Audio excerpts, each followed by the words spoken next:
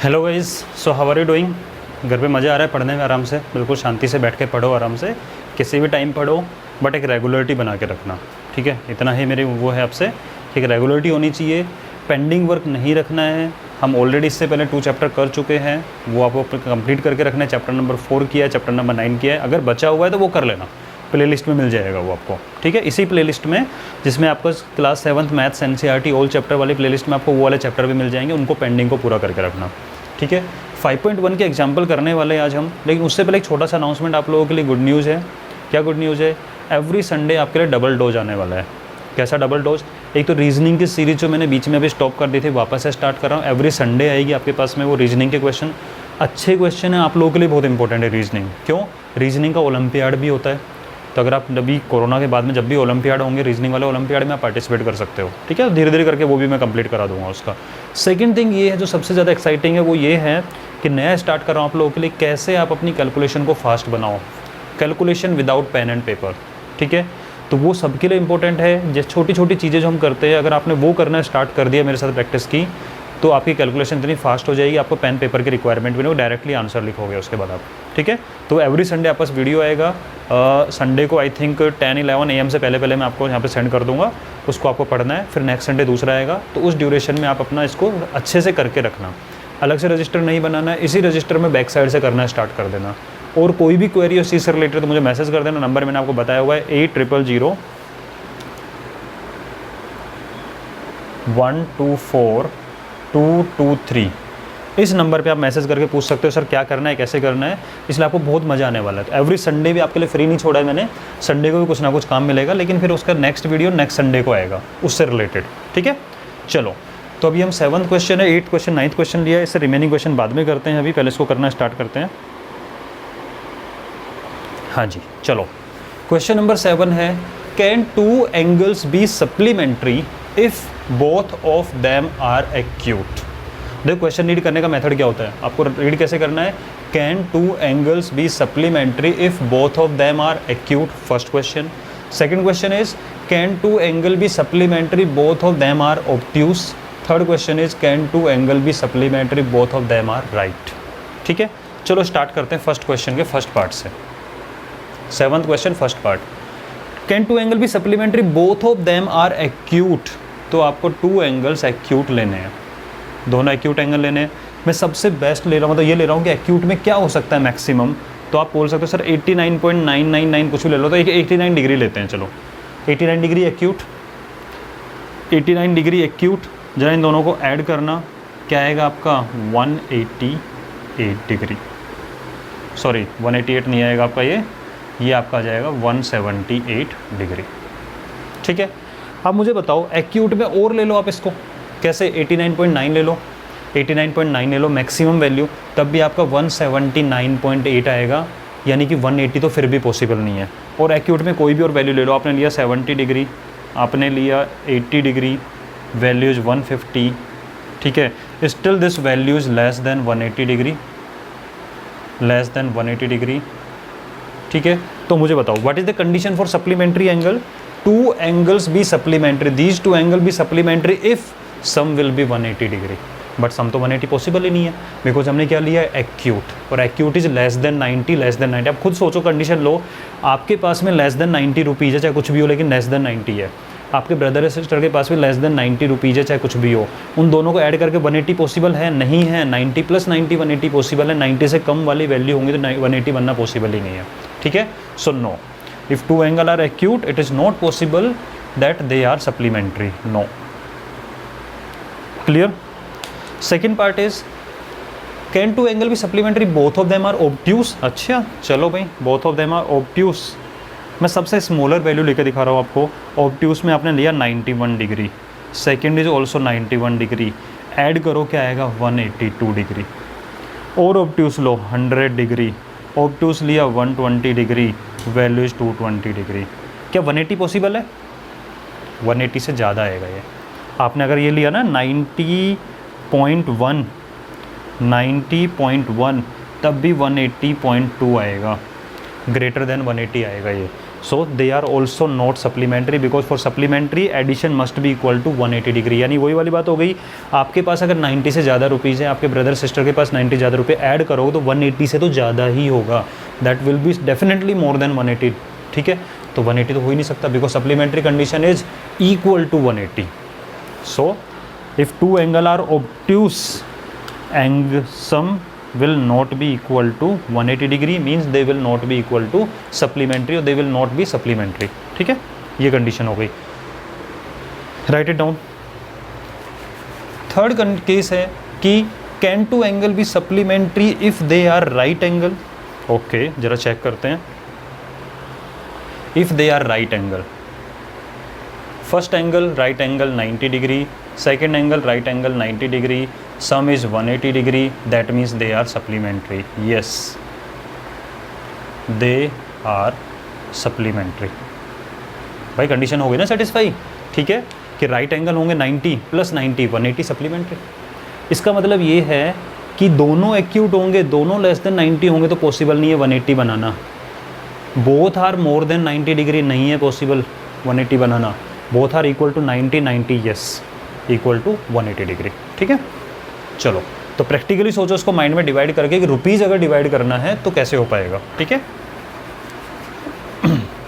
Now come to question number 8।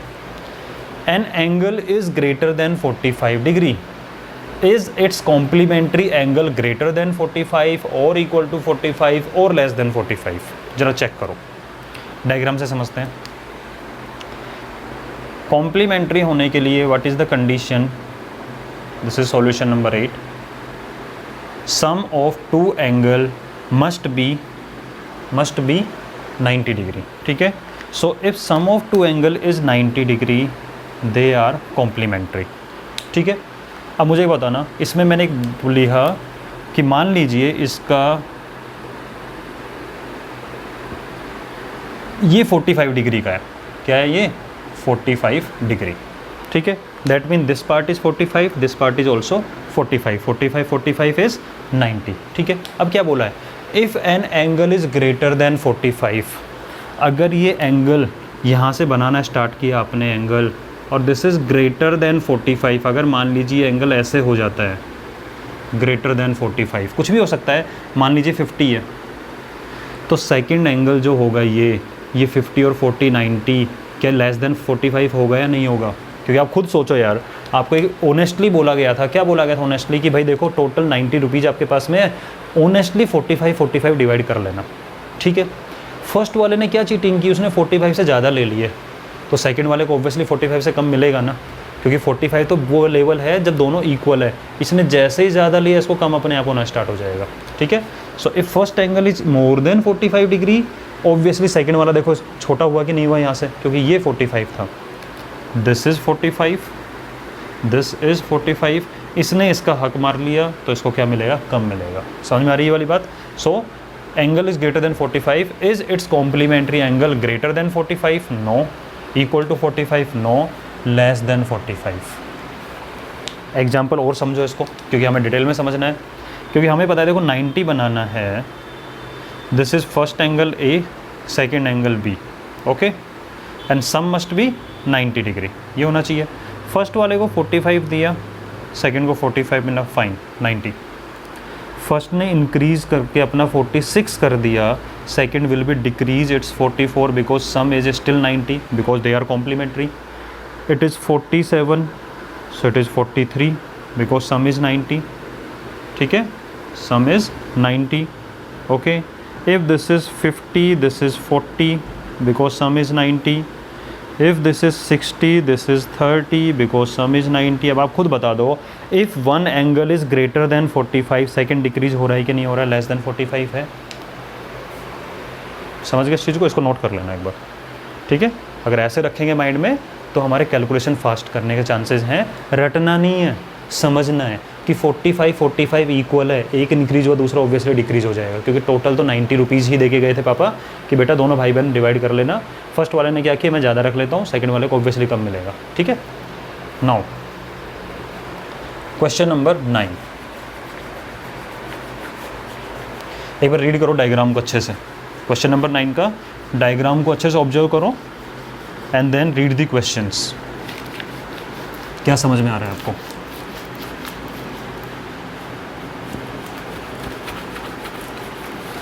हाँ जी, इन this figure, अब देखो फिगर में आपको समझाता हूँ कैसे है। A B is a straight line, C D is a straight line, both are intersecting at this point, ठीक है। एंड मान लीजिए पॉइंट ओ है, point is O, I don't know book में क्या लिखा होगा, मान लेते हैं ओ है।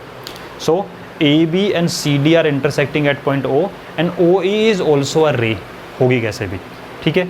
अब थोड़ी देर के लिए अगर आप ओ ई को भूल जाओ ओ ई को, तो that means 1 and 4 are vertically opposite होंगे, ठीक है। इस तरीके से समझ में रहा है आपको। अब देखो क्या हो रहा है। Is 1 and 2 angle 1 adjacent to angle 2, आपको बताना है angle 1 and angle 2 are adjacent और नॉट। अपने आइज़ को आपको बना देना है कैमरा। क्या बनाना है? कैमरा। कैमरा क्या होता है? एडवांस कैमरा, और आपके आइज़ से बेटर कोई कैमरा नहीं होता, ये बता देता हूँ।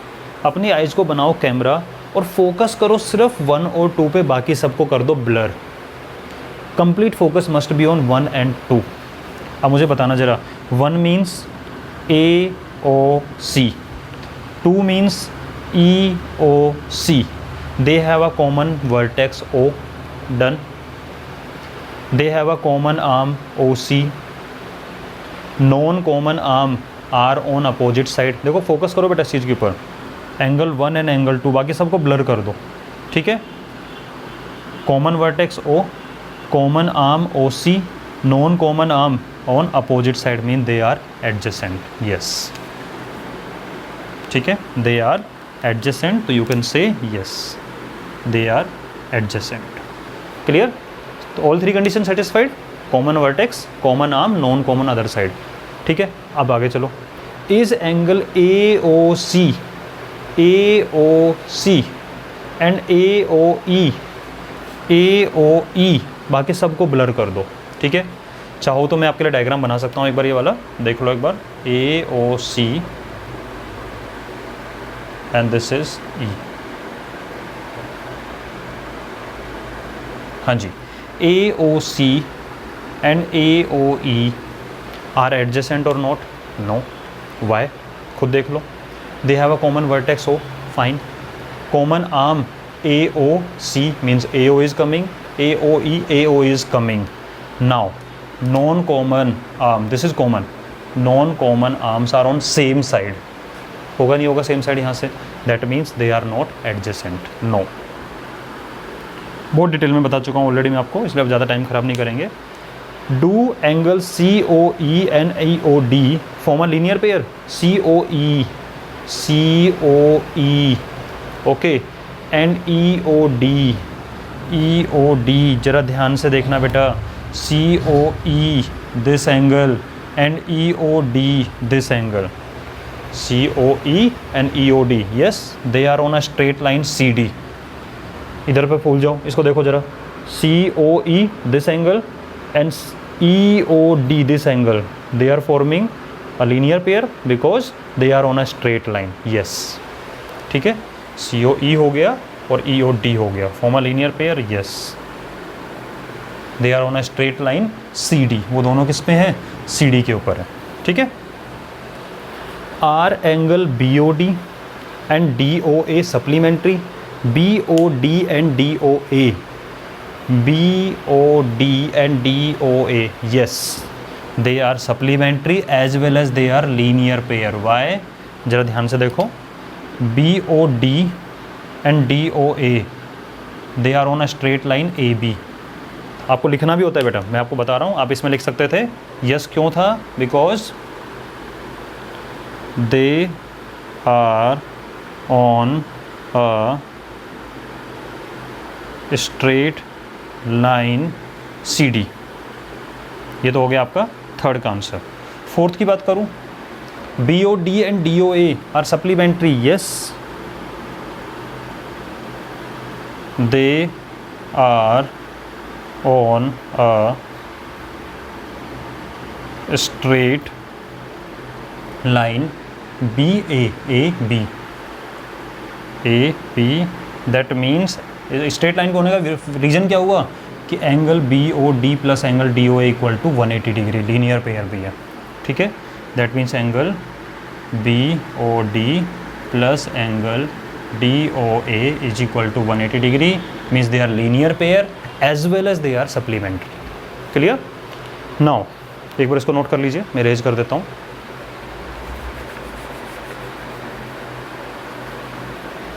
First done, second done, third done and fourth done.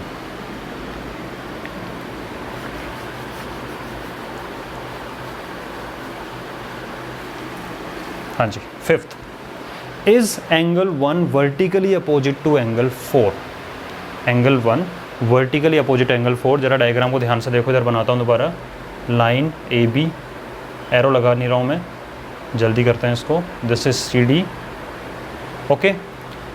Angle A O C, this is angle 1, right, and angle 4 is B O D, this is angle 4। बताओ वर्टिकली अपोजिट है या नहीं है? Yes, angle 1 and angle 4 are vertically opposite. O को भूल जाओ एक बार के लिए, ब्लर कर दो उसको, ठीक है। These two lines are intersecting at point O, that means 1 and 4 are vertically opposite. What is the vertically opposite of angle 5? What is the angle 5? This is angle 5. ध्यान से देखना बेटा, इंपॉर्टेंट है। This is angle 5. इसके vertically opposite क्या होगा? आप कहोगे सर इसके वर्टिकली अपोजिट तो ये एंगल होगा। ओके, नाइस, कोई प्रॉब्लम नहीं है।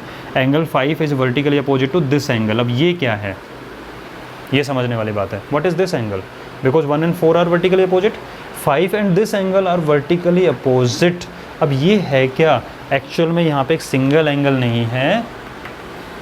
This is line O E and there are two parts 2 and 3। तो you will write angle 5 is vertically opposite to angle 2 + 3। 2 + 3, इन दोनों को ऐड करो, 2 और 3 को कंबाइन करेंगे तभी तो 5 के वर्टिकली अपोजिट होगा। So what is the vertical opposite of angle 5? Angle 2 plus angle 3. Sum of these two vertically opposite to 5. ठीक है, ये हो गया। एक बार इसको नोट कर लीजिए, मैं नेक्स्ट क्वेश्चन लिखता हूँ तब तक। हाँ जी, सो नेक्स्ट क्वेश्चन है question number 10। Indicate in this figure, indicate in this figure which pairs of angles are vertically opposite angle and second is linear pair. तो first is vertically opposite angle, जरा ध्यान से देखना, ठीक है। Vertically opposite बताना है आपको, ओके। मैं एक बार इस लाइन को हटा रहा हूँ, clear. Now you have two lines, this line and this line, ठीक है, intersecting at this point. So 4 and 1 are vertically opposite, ठीक है। तो pair of vertically opposite angle are angle 1 and angle 4 are vertically opposite. 5 is vertically opposite to this angle. 5 is vertically opposite to this angle. देखो ये vertically opposite है. These are vertically opposite. 5 is vertically opposite to this angle and this angle is part of 2 angle, 2 as well as 3. तो 2 + 3 जैसा last question में था। तो angle 5 and angle 2 + angle 3,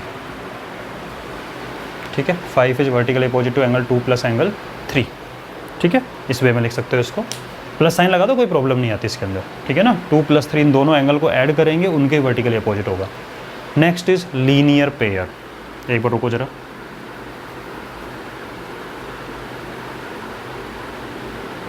linear pair means we need to find straight line.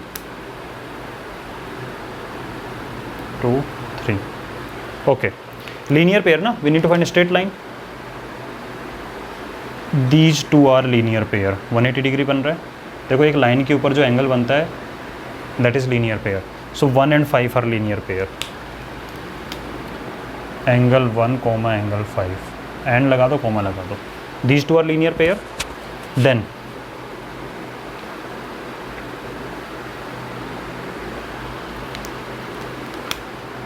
this 5 and this 4 are linear pair because they are on this straight line। देखो linear pair हुआ, ठीक है। 4 and 5 are on a straight line, ठीक है।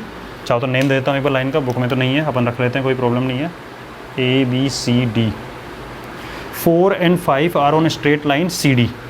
तो angle 4 and 5, angle 4, angle 5 are linear pair। After that 4, 3 and 2, all these three angle are on a straight line AB. So these three are making linear pair. Okay, angle 2, angle 3 and angle 4 are making linear pair. Okay, because sum of all these three angle is 180 degree. Use भी करेंगे property, अगर दोनों की given है ये निकालना हो तो यूज करेंगे अभी नेक्स्ट एक्सरसाइज में. After that these three are on a straight line, 1, 2, 3 are on a straight line, right, on CD. So angle 1, angle 2, angle 3 are forming a linear pair. Write it down. हाँ जी, ठीक है. देखो भाई, book में आप लोगों के गिवन होगा, मैं बता देता हूँ पहले, फिर बाद में कन्फ्यूजन नहीं होना चाहिए, सर ने गलत बता दिया. बुक में आपका यही आंसर होंगे. वाई? बिकॉज वहाँ पेयर का मतलब 2 से ही समझ रहा है वो. पेयर किसके लिए यूज कर रहा है? 2 एंगल के लिए. तो देखो ध्यान से देखना एक बार कि 1 and 5 are linear pair and 4 and 5 are linear pair. But मैंने ये 2 एंगल लिखवाए हैं. ये क्यों लिखवाए हैं इसका रीज़न मैं आपको बता देता हूँ. बिकॉज जब हम न्यूमेरिकली सॉल्व करेंगे इनको तो हमें पता है कि all these 3 angle are making a linear pair. Mean तीनों का एंगल सम क्या आने वाला है? 180 आने वाला है. We are going to use this. Similarly मैंने बोला है 1, 2, 3, इसको हम यूज़ करेंगे. लेकिन अगर आपसे लीनियर पेयर का आंसर पूछे कोई वैसे ही तो आप बता सकते हो देखो 1 and 5 are linear pair, 4 and 5 are linear pair, क्योंकि पेयर का मीनिंग वो 2 से ही समझ रहा है. ठीक है, तो दिखाने के लिए ये आंसर लिख लो और पूरा समझने के लिए ये आंसर भी होना चाहिए. बिकॉज आप खुद देखो 1, 2, 3 sum of these 3 is 180 degree. ठीक है, similarly 2, 3, 4 sum of these 3 is 180 degree. We are going to use this. समझ गए? तो ये आंसर बुक के अकॉर्डिंग कोई पूछे तो ये आंसर लिख देना. लेकिन ये माइंड में रखना है कि इन 3 का सम भी क्या है? 180 है. इन 3 का सम भी क्या है? 180. और मैंने आपको ऑलरेडी बताया था कि ऑन अ स्ट्रेट लाइन अगर आपके यहाँ पे अगर 10 एंगल भी बना दूँ ऐसे ब्रेक कर करके, काफ़ी एंगल कितने बना दो, sum of all these must be 180 degree. समझ गए? So don't confuse. इसमें आपको कन्फ्यूज़ नहीं होना है यहाँ पे कि क्या करना है क्या नहीं करना है. सर आपने तो गलत बता दिया, बुक में तो ये आंसर दे ही नहीं रखा है, ऐसा ऐसा वो नहीं सोचना है. According to book. और आपसे कोई वैसे पूछे लीनियर पेयर तो ये है भाई. ठीक है, तुम खुश रहो. दोनों लीनियर पेयर, दोनों लीनियर पेयर. बट हमें तो पता है ना तीनों का सम भी क्या है? 180 डिग्री. Sum of all these 3 is 180 degree. अब कोई प्रॉब्लम नहीं आएगी इसको. Why am writing this? Because we are going to use this. और करेक्ट है दिस इज. ठीक है, चलो next is in the following figure is 1 adjacent to angle 2. Angle 1 is adjacent to angle 2 आपको बताना है. देखते ही पता लग रहा नहीं है. Why? Because first condition of adjacent angle is they have a common vertex. Angle 1 की वर्टेक्स क्या है? This is. And what is the vertex of angle 2? This. ठीक है, तो आप क्या लिखोगे? Angle 1 and angle 2 have different vertex और does not, do not आएगा सॉरी, हाँ, do not have common vertex. दिख रही है आपको common vertex? No. That means not adjacent. समझ में आ गया रीजन क्या है इसका? They are not adjacent because they are having different vertex. आगे तो बातें नहीं करनी है. ठीक है, तो आई होप आपको आज का टॉपिक समझ में आया होगा. नेक्स्ट क्वेश्चन लेके आऊँगा नेक्स्ट वीडियो में. और वो याद रखना है संडे को आने वाला है, वेट करो उस चीज़ का, बड़े मज़े आने वाले. रीजनिंग में भी आपको पढ़ना है. और रीजनिंग ये मत सोचना सर हमारे क्या काम की है, हम ओलंपियाड नहीं देना. अरे ऐसा नहीं बेटा, रीजनिंग टॉपिक ही ऐसा है कि आप लोगों का भी दिमाग खुलेगा, कुछ देखोगे नया, कुछ सीखने को मिलेगा. घर बैठे सीखने को मिल रहा है. एवरी संडे एक ही वीडियो तो आने वाला है. आप संडे को देख सकते हो, मंडे देख सकते हो, कभी भी टाइम मिले. नेक्स्ट वीक से पहले पहले आपको देख लेना है उसको पूरा. ठीक है, और एक बेसिक कैलकुलेशन आएगा, उसकी प्रैक्टिस मेरे साथ करनी है. बहुत मज़ा आएगा मैथ्स के अंदर. ठीक है, और वो मैंने आपको एक काम दिया था, याद है? भूल गए? मैंने कहा था 5 ऐसे स्टूडेंट को ऐड करना है आपको ग्रुप में. ग्रुप में मीन्स इसके साथ में कि वो भी घर बैठ के आराम से कोरोना में रिलैक्स होकर पढ़े, कहीं नहीं जाना उनको ट्यूशन के लिए. बोले यहाँ पे कंप्लीट सिलेबस मिलेगा. ठीक है, चलो मिलते हैं नेक्स्ट वीडियो में. तब तक के लिए टेक केयर.